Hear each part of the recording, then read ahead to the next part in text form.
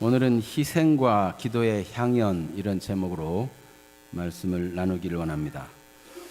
오늘 말씀을 이해하기 위해서는 이 요한계시록 8장의 위치가 어디인가를 아는 것이 유익합니다.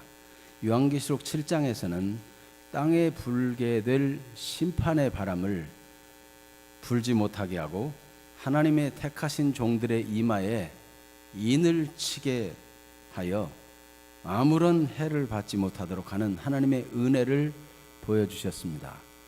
그리고 이제 8장은 어린 양이 7째 인을 떼실 때 7 나팔을 가진 7 천사가 나팔을 불기 시작하는 모습을 보여주십니다. 그래서 7째 인과 7 나팔이 구조적으로 연결되어 있다는 것을 알게 해줍니다. 이 재앙들, 심판들은 순서대로 온다기보다는 7 인재앙과 7 나팔의 재앙은 구조적으로 연결되어 있어서 계속적으로 심판을 경고하며 사람들을 회개해서 하나님께 돌아오게 하며 하나님께서 기회를 주고 계시는 것입니다. 그런데 그 나팔을 불기 전 그 막간에 일어난 계시가 오늘 내용입니다. 즉 어린 양이 7인을 떼시고 7 천사가 나팔 불기 전 반시간쯤 고요가 흐르는 것을 보여줍니다. 적막해요. 왜 그럴까? 그 고요한 중에 한 가지 본 것이 있는데 오늘 본문의 내용이라는 것입니다. 하나님께서는 오늘 우리가 여기서 들어야 될 말씀이 있고 깨달아야 될 것이 무엇인가 있기에 이와 같은 계시를 준 것입니다. 오늘도 주의 은혜를 발견하고 내게 향한 하나님의 뜻을 깨닫는 시간이 되기를 축복합니다. 아멘. 자, 그러면 왜 7째 인을 떼실 때 하늘이 반시간쯤 고요하게 되었을까? 1절을 같이 읽어봐요. 7째 인을 떼실 때 하늘이 반시간쯤 고요하더니, 사실 6째 인까지 뗐을 때 땅에 화가 있다. 아직도 7째 인이 남아있기 때문에 누가 이 큰 진노를 감당할 수 있겠는가? 진노의 큰 날이 이르렀으니 누가 능히 서리요? 요한계시록 6장 17절에.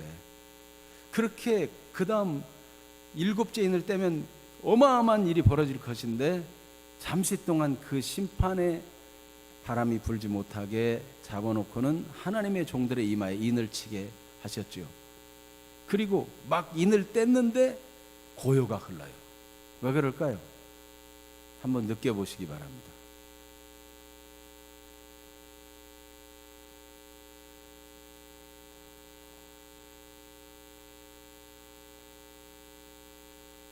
고요하고 적막한 순간, 왜 그럴까요? 하나님이 중요한 것을 말씀하시려고, 집중하게 하시려고, 주목하게 하시려고. 여러분, 대화하다가 누군가가 아무 말 않고 가만히 말을 하다가 갑자기 뚝 끊고 가만히 있다면은 자동으로 무슨 일이 있지? 이렇게 무슨 일이야? 웬일이야? 이렇게 바라보게 되겠죠. 지금 느껴보라고 해도 바라보지 않는 사람이 많아요. 별로 느낌이 없나 봐. 고요를 가져왔는데. 네. 여기를 다 보세요. 이 고요한 순간, 이 적막이 흐르는 순간, 하나님께서는 중요한 것을 말씀하시려고 그 고요한 시간이 얼마 동안 흘렀다고요? 반시간 동안이나 흘렀어요. 반시간 동안. 네, 그래서 오늘 말씀을 제대로 하려면 30분은 조용히 있다가 그 다음에 말씀을 전하면 여러분이 더 많이 느낄 수 있을 텐데 제가 시간을 너무 짧게 드렸나 봐요. 하나님께서 지금 뭔가 중요한 것을 말씀하시려고 반시간 동안이나 고요하게 하시더니 요한에게 보여주는 것이 있습니다. 그것이 무엇이었습니까? 네, 7 천사가 서 있어 7 나팔을 받았는데 내가 봄에 무엇이 있어요? 네, 또 다른 천사가 와서 제단 곁에 서서 금향로를 가지고 많은 향을 받았으니 이는 모든 성도의 기도와 합하여 보좌 앞 금제단에 드리고자 함이라. 천사가 금향로를 가지고 왔는데 많은 향을 받아 가지고 왔어요. 왜 그렇게 했는가? 모든 성도의 기도와 합하여 보좌 앞 금제단에 드리고자 하는 것을 보게 된 것입니다. 이 금제단, 금향단, 이것은 위치가 어디 있느냐면 하나님의 성막에는 성소가 있고 지성소가 있습니다. 성소와 지성소 사이에는 휘장이 가려 있는데 그 지성소 휘장을 거두면 하나님의 시온좌, 하나님의 법궤가 있고 거기에 그룹들의 날개가 펼쳐 있으며 거기서 하나님과 만나는 거예요. 그런데 그게 휘장으로 가려져 있어요. 바로 그 앞에 금향단이 놓여 있는 거예요. 금향로를 가지고 많은 향을 받았는데 모든 성도의 기도와 합하여 보좌 앞 금제단에, 그 금향로단에, 향단에 드리려고 하는 것을 보게 된 것입니다. 집중해야 될 만한 가치가 있는 일인데 그 의미가 무엇이겠어요? 이 향은 성도의 기도, 이는 모든 성도의 기도와 합하여 그랬죠. 기도. 성도의 기도와 하나님의 심판은 서로 상관관계가 있다는 것을 알게 해주시기를 원하는 것입니다. 성도의 기도와 하나님의 심판, 서로 깊은 관계가 있어요. 그래서 요한계시록 6장에도 보면 5째 인을 떼실 때, 7인 떼는 과정에 4인까지 전쟁, 사람을 죽이는 거, 화평을 제하는 거, 기근, 막 이런 재앙들이 나타나다가 갑자기 5번째 인을 떼니까 하나님의 제단 밑에서 성도들이, 순교자들이 부르짖는 기도 소리를 듣게 돼요. 그 내용이 6장 10절이에요. 같이 읽어볼까요?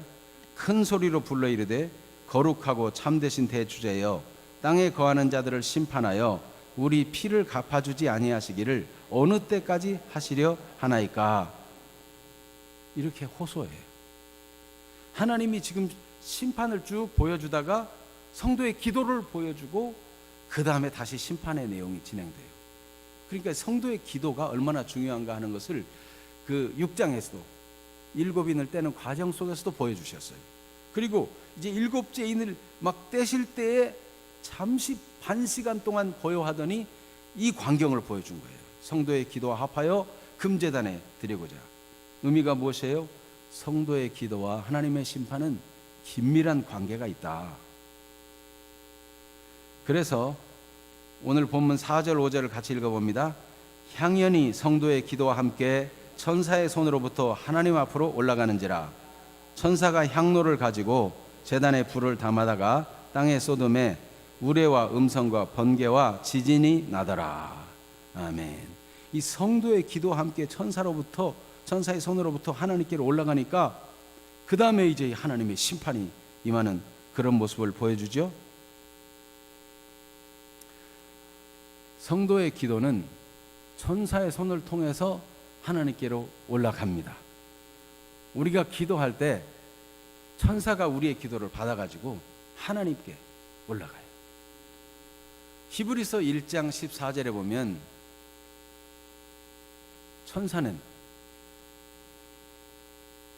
모든 천사는 구원받을 상속자를 섬기라고 보냈다는 거예요. 저 화면에 띄웠습니까? 안 띄웠어요? 네. 모든 상속자들을, 하나님의 상속자들을 섬기라고 세운 게 하나님의 천사들이에요. 옛날에 뭐 그런 일이 있었대죠. 애인이 군대를 갔는데 군대에서 계속 사랑한다고 편지를 쓰는데 계속 사랑하는 애인으로부터 편지 받는 게 얼마나 좋겠습니까?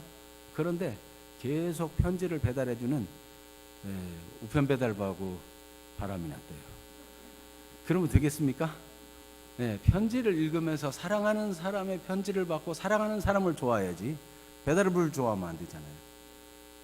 천사는 하나님의 심부름을 하는 존재고 우리의 기도를 받아 가지고 하나님께 드리고 하나님께로부터 응답을 받아 가지고 와서 또 우리에게 전달해 주고 이런 일을 하지만 그 이상은 안 해요. 우리가 천사를 너무 좋아할 필요는 없어요. 천사는 중요한 존재지만 우리는 우리를 사랑하신 주님을 더 사랑하고 주의 이름으로 기도하고 주님을 신뢰하고 믿음으로 나가는 사람들이 되는 것이 마땅한 것입니다. 이렇게 성도의 기도와 하나님의 심판은 아주 긴밀한 관계가 있는데 성도가 기도하는 걸 통해서 하나님의 심판이 이루어진다. 이 거룩하고 참되신 대주제여 땅에 거하는 자들을 심판하여 우리 피를 우리 원한을 갚아주지 아니하시기를 어느 때까지 하시렵니까? 호소하니까 하나님이 심판하시는 것을 보여주죠.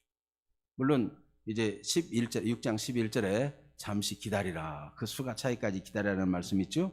이와 같이 긴밀한 하나님의 심판과 성도의 기도는 긴밀한 관계가 있다 하는 것입니다. 그러면 만약 성도가 기도하지 않으면 하나님은 심판하지 않을까요? 성도들이 기도하는 바람에 자꾸 이렇게 이상한 재난이 일어나고 뭐 바이러스도 생기고 그런 거 아니야? 저 교인들이 기도해서 문제야. 기도를 막아야 돼. 세상이 그렇게 하면 될까요? 여러분, 기도에서 하나님의 심판이 깊이 관련이 있고 하나님의 심판이 진행된다니까 우리는 기도를 쉬면 편안하게 아무 일도 없이 편안하게 지낼까요? 하나님의 심판과 우리의 기도가 서로 상관관계에 있다는 뜻은 무엇일까요? 그걸 조금 생각하고 계세요? 무슨 의미일까? 자, 그 다음에 이 일곱째인을 떼실 때 하늘이 반시 동안이나 고요하고 적막하고 그래서 주의를 집중하게 만든 이유가 또 무엇이 있는가 하면은 일곱인을 떼는 것으로부터 시작해서 일곱 나팔로 이어지는 심판은 하나님의 구원 계획을 이루는 것이라는 것입니다. 요한계시록 4장에서 하나님의 영광스러운 보좌를 봤죠? 그 보좌 주변에 둘려있는 24장로들이며 그룹들이며 네 생물들이며 찬양하고 높이는 경배하는 아름다운 모습, 그리고 그 가운데 5장에 보면 어린 양 예수 그리스도가 등장하는데 하나님의 오른손에 들려있는 두루마리 7인으로 인봉된 두루마리 책을 가지고 왔는데 아무리 둘러봐도 하늘에도 없고 땅에도 없고 땅 아래도 없고 하늘 위에 하늘이라도 없는 거예요. 그래서 요한은 통곡하고 울게 되지요. 그런데 울지 말라, 장로 중에 하나가 말하지요. 왜 그래요? 7인을 떼시기에 이 하나님의 오른손에 있는 두루마리 책을 받기에 합당하시고 그 7인을 떼기에 합당하신 분이 계시다. 그가 누구였어요? 하나님의 어린 양 예수 그리스도. 그 7인을 막상 떼고 보니까 하나님의 심판들이 막 곳곳에 일어나기 시작하는 거예요. 그런데 여러분, 지금까지 요한계시록을 보면서 심판과 함께 무엇이 진행되는 거예요? 하나님의 구원 계획이 진행되는 거예요. 하나님의 심판이라고 하는 것은 하나님의 경고이고 심판을 통해서 사람들을 구원하시는 하나님의 구원 계획이 이루어지는 것입니다. 누가 하나님의 구원 계획을 받아서 성취할 수 있으며 누가 하나님의 심판을 받아서 시행할 수 있으며 하나님의 뜻을 이룰 자가 있겠습니까? 오직 예수 그리스도만이 하나님의 구원 계획을 이룰 수 있는 분이 되는 것입니다. 그래서 하나님의 어린 양 예수 그리스도에게 주목해야 되는 거예요. 오직 그리스도만이 유일한 구원자. 다른 이로서는 구원을 얻을 수 없나니 천하 사람 중에 구원을 받을 만한 다른 이름을 우리에게 주신 일이 없습니다. 오직 누구예요? 예수 그리스도. 내가 곧 길이요 진리요 생명이니 나로 말미암지 않고는 아버지께로 올 자가 없느니라. 말씀하신 분이 누구예요? 예수 그리스도.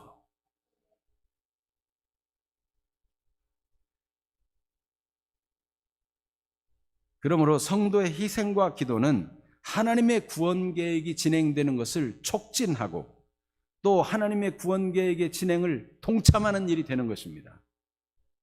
희생과 기도. 그래서 만일 우리가 기도하지 않으면 하나님의 심판이 없는 것이 아니라 하나님의 긍휼 없는 심판이 나타나면 살아남을 자가 없어요.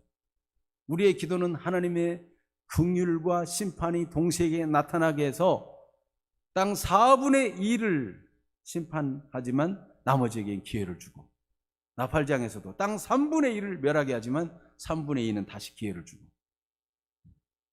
하나님의 긍휼과 심판이 동시에 주어지면서 경고의 나팔이 되게 하시고 사람들로 하여금 복음을 듣고 구원받을 수 있는 기회를 허락하고 계시는 것입니다. 이 사실을 주목하라는 거예요.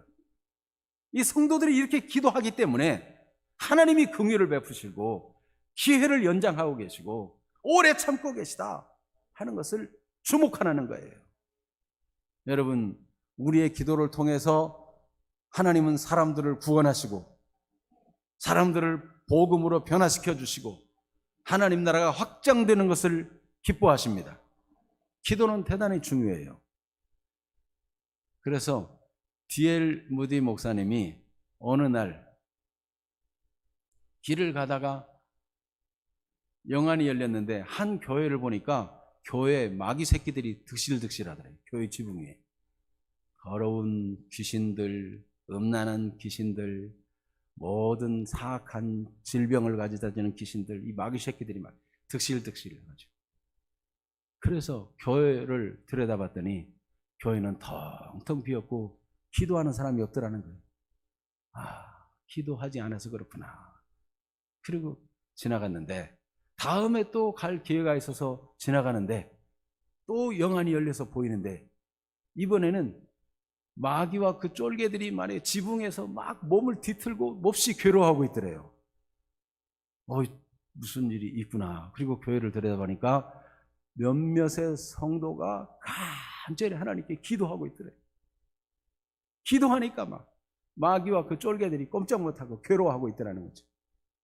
그렇지, 교회는 기도해야 살아. 다음번에 또 지나갈 기회가 있어서 지나가다 보니까 이번에는 지붕에서 마귀와 그 쫄개들이 다 쭉 뻗어 있더래. 힘이 하나도 없이 그냥.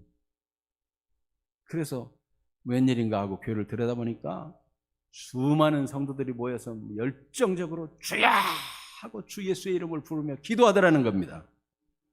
여러분, 기도는 능력입니다.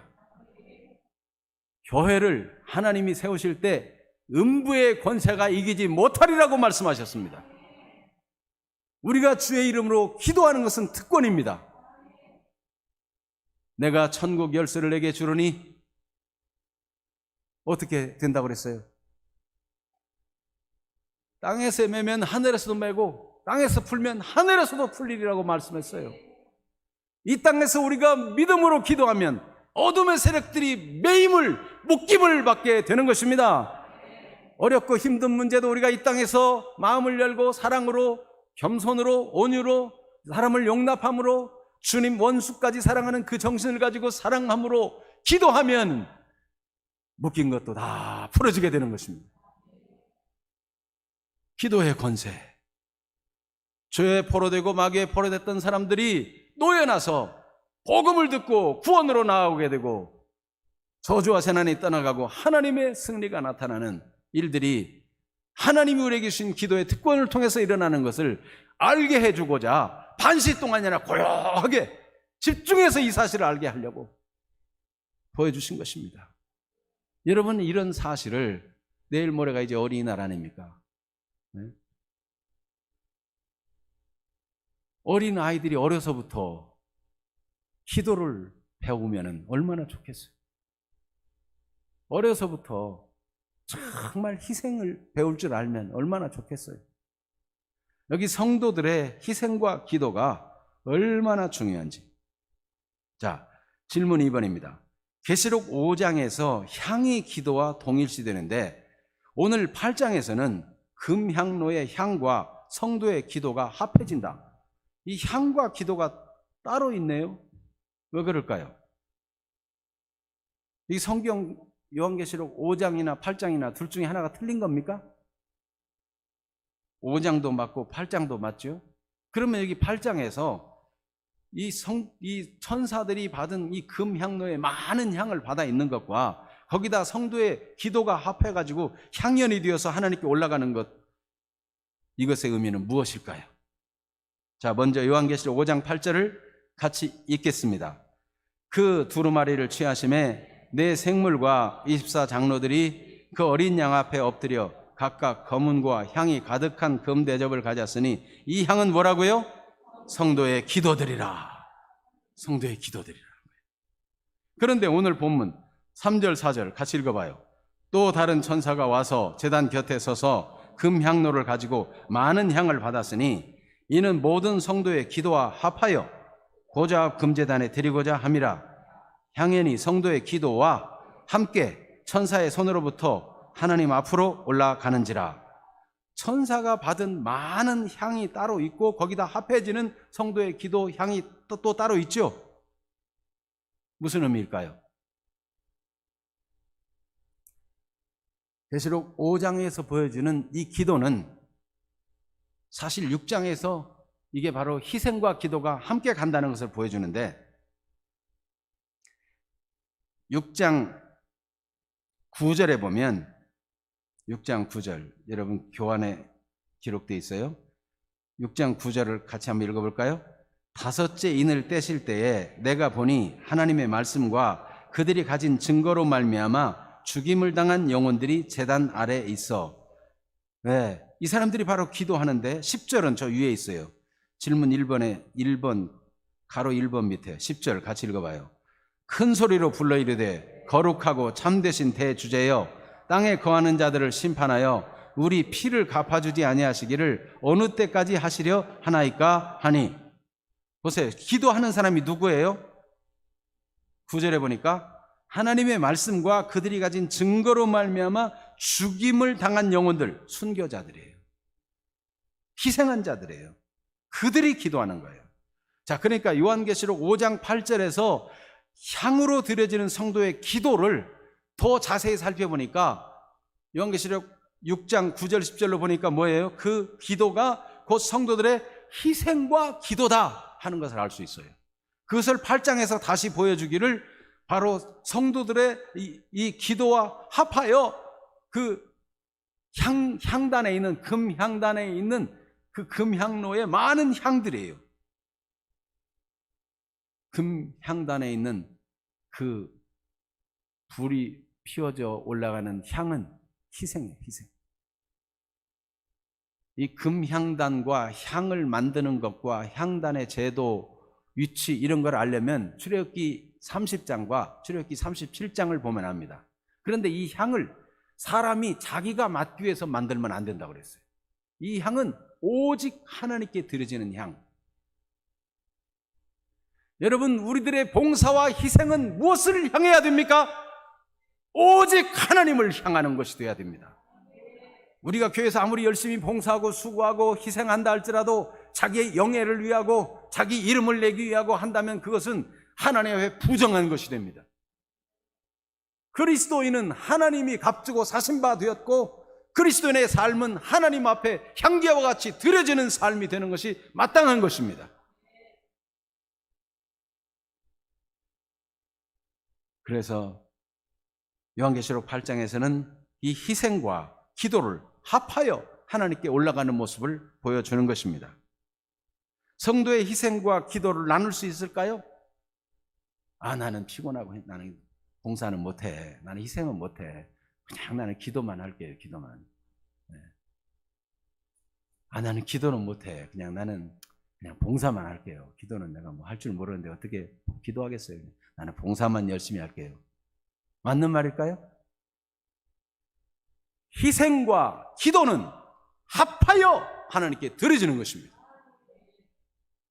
이게 본질적으로 하나예요. 하나. 희생과 기도는 하나예요.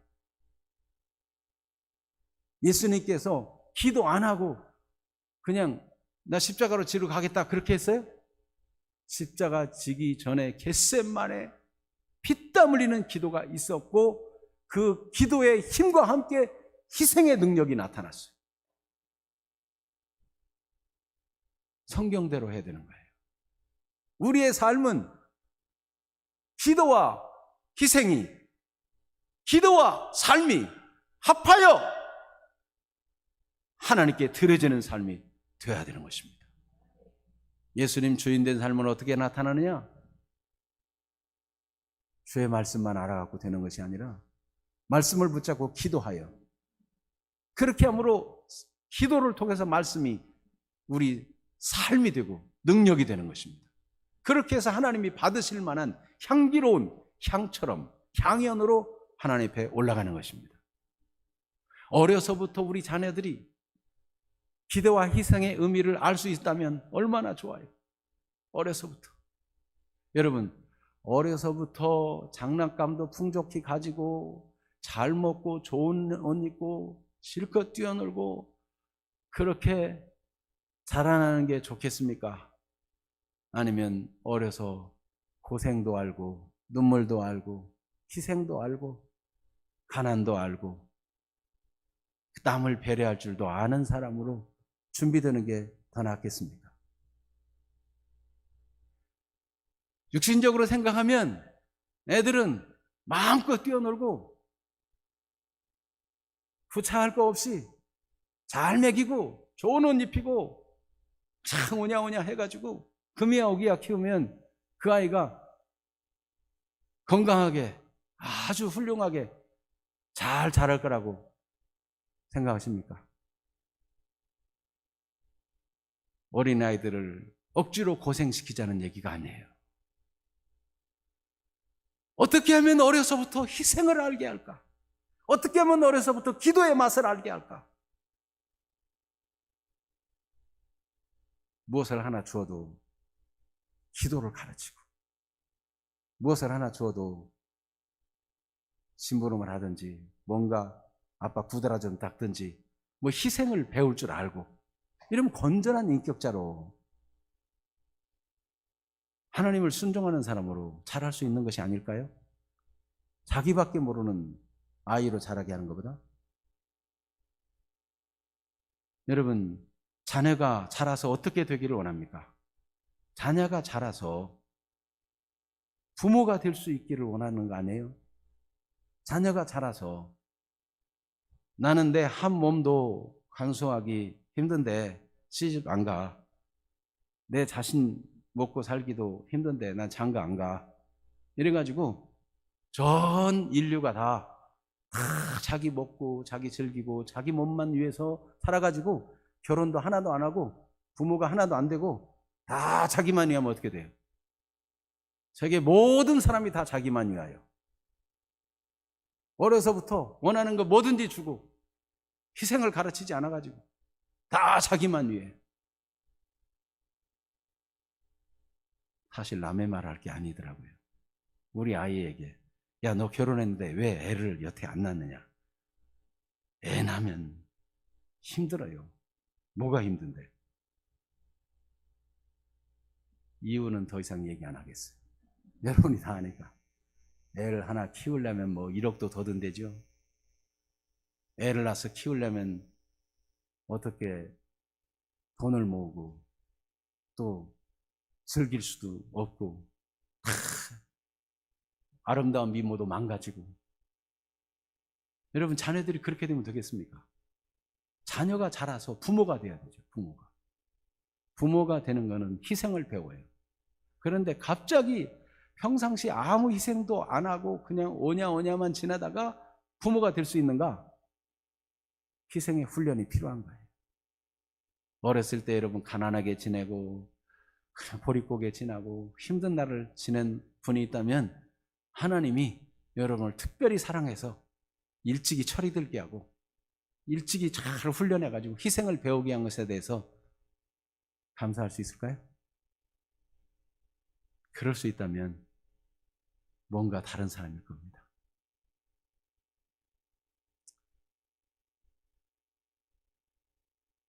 사무엘은 보니까 어머니가 그렇게 애쓰게 기도하고 기도하다가 하나님이 얻은 아들이, 하나님의 은혜로 얻은 아들이 사무엘이에요. 사무엘을 얼마나 사랑합니까? 얼마나 이 한나는 귀중합니까? 근데 하나님께 미리 서야겠어요. 이 아이를 하나님께 드리겠다고. 젖될 때까지만 자기가 양육하다가 하나님께 드리겠다고 해서 드렸는데, 사무엘은 성소에 가가지고 나이 많은 대제사장 밑에서 그리고 그 아들 제사장들, 어른 제사장들 밑에서 어린 아이들 친구도 없이 그렇게 지내요. 일찍이 부모님을 떠나가지고. 어려서부터 좀 부모님 사랑도 듬뿍 받고 그래야 되는 거 아니에요?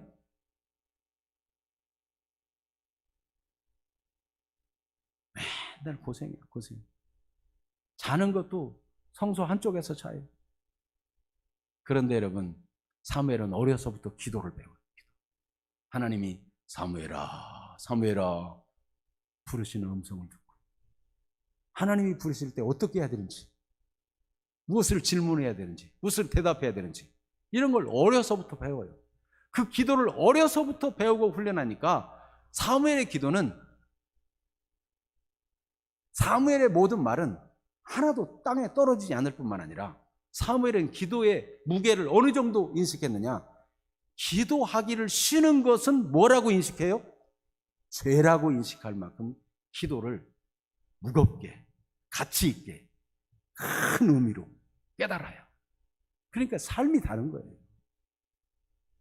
여러분, 아이와 함께 기도하고, 아이와 함께 희생하고, 새벽 기도도 아이와 함께 오고, 청소도 아이와 함께 하고, 굳은 일도 아이와 함께 하고, 이런 일이 필요한 것입니다. 어려서부터 희생과 기도를 배운다면 하나님 앞에 쓰임받을 중요한 준비, 기본적인 준비가 갖춰져 가고 있는 중이에요.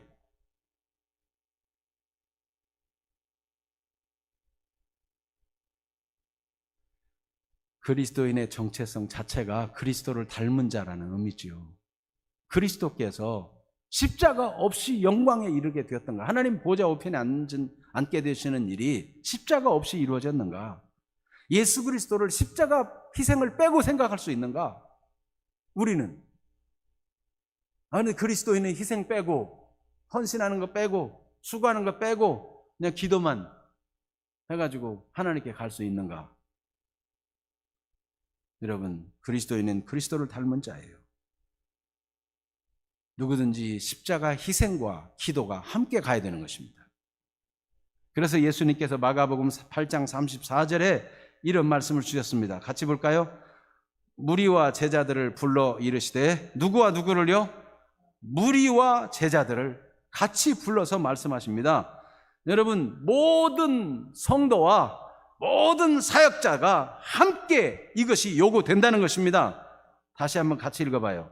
무리와 제자들을 불러 이르시되, 누구든지 나를 따라오려거든 자기를 부인하고 자기 십자가를 지고 나를 따를 것이니라. 아멘. 그리스도인의 삶은 희생의 삶이요, 희생할 수 있도록 기도하는 삶을 살아가는 것이 마땅한 법입니다. 그것이 하나님 앞에 상달되어져요. 향연으로 하나님께 올라가요. 하늘의 금관을 쓰고 승리의 금관을 쓰고 영광스러운 자리에 앉는 일이 어떻게 일어나는가? 이 땅에서 복음과 함께 희생하고, 교회와 함께 희생하고, 하나님을 사랑하고 이웃을 사랑하는 그 사랑으로 희생하고, 복음을 증거하고, 그것을 위해 기도하는 사람이 하늘의 영광의 자리에 앉게 되고 승리의 관을 받게 되는 것입니다. 그래서 성도의 이름, 그리스도의 이름, 복음을 증거하는 자의 이름은 다름이 아니라 순교자입니다. 그래서 희생을 뺀 그리스도인은 생각할 수가 없어요. 여러분, 자식이 커서 부모가 돼야 되는데 자기를 희생하는 걸 싫어. 그럼 부모가 될 수 있어요? 맨날 부모에게 달라고 하는 대로 다 줘가지고 재벌 2세처럼 살아가지고, 재벌 2세를 지금 부정적인 의미에서 하는 거예요. 좋은 훌륭한 재벌 2세도 있겠지만은, 그래가지고 망나니가 된 재벌 2세와 같이 돼가지고 자기만 알고 절대로 희생할 줄도 모르고, 그래서 결혼해도 부부가 서로 이렇게 양보하고 희생하며 사는 것도 배우지를 못해가지고 못 살고, 이런 사람이 되면 안 되잖아요. 그리스도인들이 희생을 배워가지고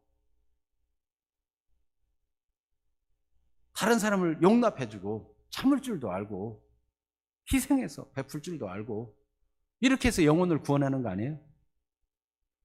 여러분 사도행전 1장 8절 말씀에 오직 성령이 너희에게 임하시면 너희가 권능을 받고 예루살렘과 온 유대와 사마리아와 땅끝까지로 뭐가 된다고요? 내 증인이 되리라. 그 증인이라는 말, 마르티스라고 하는 이 단어가 증인이라고 번역할 수 있고 순교자 이렇게 번역될 수 있는 단어예요. 그리스도인은 희생하는 사람이에요. 희생을 배우지 못하면 부모가 되지 못하는 것과 마찬가지예요. 우리 자녀들이 자라서 부모가 되고 자녀는 어떻습니까? 무조건 달라고 하죠.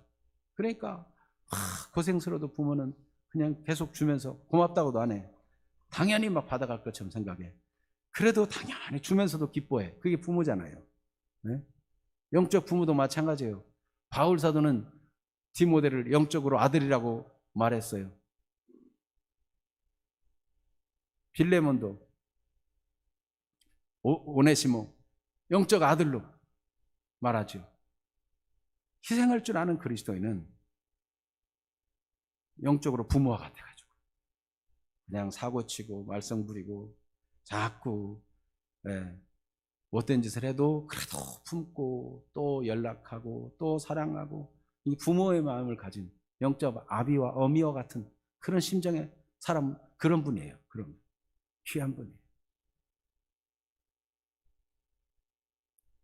그리스도인은 마땅히 희생하는 사람, 헌신하는 사람, 자기를 부인하고 십자가를 질 수 있는 사람, 이 가정의 달에 부모와 같이 될 수 있는 사람, 그런 사람이 되어야 마땅할 것입니다. 우리 주님은 이 반시간 동안이나 고요하게 하면서 주목하게 한 것이 바로 희생과 기도를 가르치고 싶은 거예요. 그것이 하나님 앞에 향연으로 올라간다, 이걸 보여주고 싶은 거예요. 질문 3번입니다. 그러면 우리는 어떻게 살아야 하고 우리의 자녀들에게 무엇을 알게 해줘야 하겠습니까? 희생과 기도가 향연이 되어 하나님 앞에 올라갔다면 5절에 보니까 우레와 음성과 번개와 지진은 왜 나냐 이거예요. 왜? 그리고 그 다음부터 이제 첫째 나팔부터 보면은 계속 재앙들이 나타나는데, 심판들이 나타나는데 왜 이러냐 이거죠. 하나님이 받으심직한 일이라면. 여러분, 우레와 음성과 번개 이런 거 하나님의 임재를 나타내요. 출애굽기 19장에다 보면 하나님이 임하시는 모습이 우레와 번개와 막 이런 우레 같은 음성 이런 게 나타나죠. 하나님이 임하시는. 이 말은 곧 우리가 기도와 희생으로 살 때 하나님이 임마누엘로 항상 함께하는 은총이 나타난다는 것입니다. 여러분, 하나님의 은혜를 항상 누리는 주인공들이 되시기를 바랍니다. 주와 복음과 함께 말씀을 순종하여 희생하고 그것을 잘 감당하여 하나님께 영광되도록 기도하고 더 힘을 얻어서 하나님과 동행하는 기쁘고 복된 생애가 되시기를 축복합니다. 그렇다면 또 심판이 나타나는 것은 무엇입니까? 왜 재앙이 나타납니까? 하나님께서 이 하나님의 임재가 나타나고 하나님의 보호가 나타나게 하시는 중에 세상의 심판을 나타내심으로 하나님의 구원 계획을 이루어 가시는 것입니다. 여러분, 하나님이 이 땅에 경고의 지진을 나타내시고 경고의 재앙을 나타내실 때 누가 말해줘야 돼요? 하나님의 자녀들이 지금이 때다, 돌아오라. 사람들은 두려워 무서워 떱니다. 요한계시록 6장에 나오는 것처럼 산하 바위야 내게 덮여서 나의 부끄러움을 가려주라. 임금들도 군왕들도 장군들도 부요한 자들도 다 두려워 떱니다. 누가 이 하나님의 큰 진노 앞에 서겠는가? 감히 나설 자가 없어요. 그때 주 예수 그리스도를 믿어라. 그리하면 너와 네 집이 구원을 얻으리라. 옥터가 지진이나 움직이고 이제 나는 죽었구나, 이 감옥의 간수가 절망하고 있을 때 우리가 여기 있노라, 그 손을 거두라. 자결하려고 하는 간수를 말렸어요. 그때 간수가 한 말이 뭐예요? 선생들아, 우리가 어떻게 해야 구원을 얻으리까? 주 예수를 믿으라. 그러면 너와 네 집이 구원을 얻으리라. 여러분은 이 땅에 전쟁과 기근과 재난과 바이러스와 여러 가지 위험들이 계속 일어날 때, 지금 이 코로나 바이러스 19도 지금 약간 약화됐지만 겨울에 다시 또 일어날지도 모른다 그러잖아요. 과거에 패스트가 유럽의 수많은 사람을 죽인 것처럼 그런 일이 일어날지 모른다고 하잖아요. 이제는 코로나 바이러스 19 이전의 세상과 이후의 세상이 달라졌다는 표현을 쓰기도 하잖아요. 사람들이 두려워서 어떻게 헤쳐나갈지를 몰라요. 여러분, 오직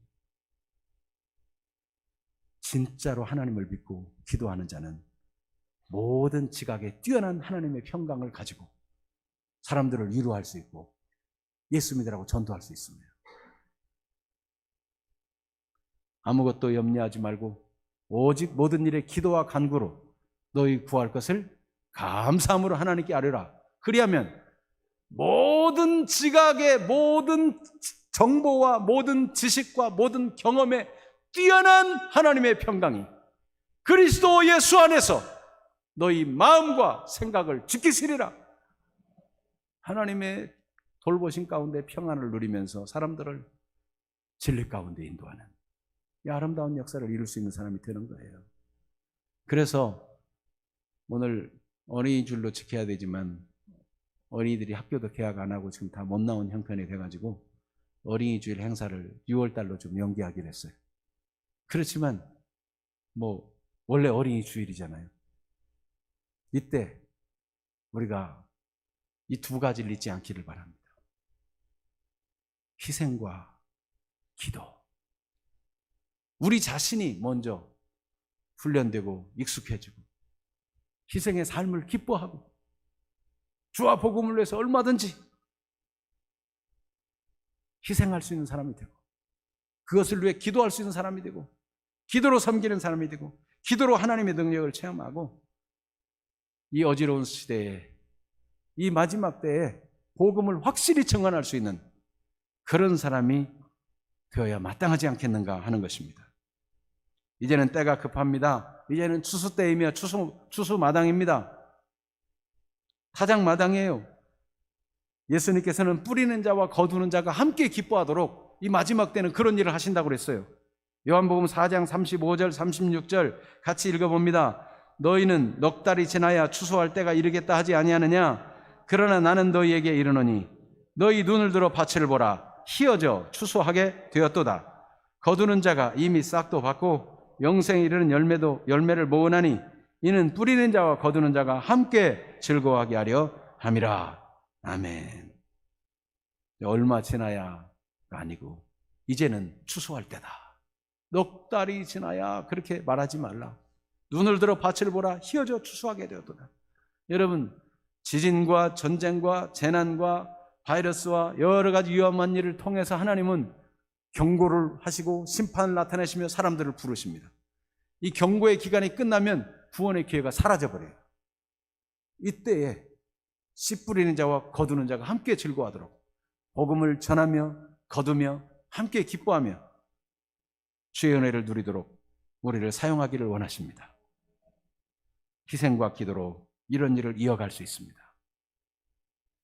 오늘 주의 음성을 말씀을 통해서 듣고 내가 깨달은 바를 믿는 바를 말씀을 통해서 도전 바를 든 바를 하나님 앞에 기도하십시다. 기도는 하나님의 말씀에 대한 반응입니다.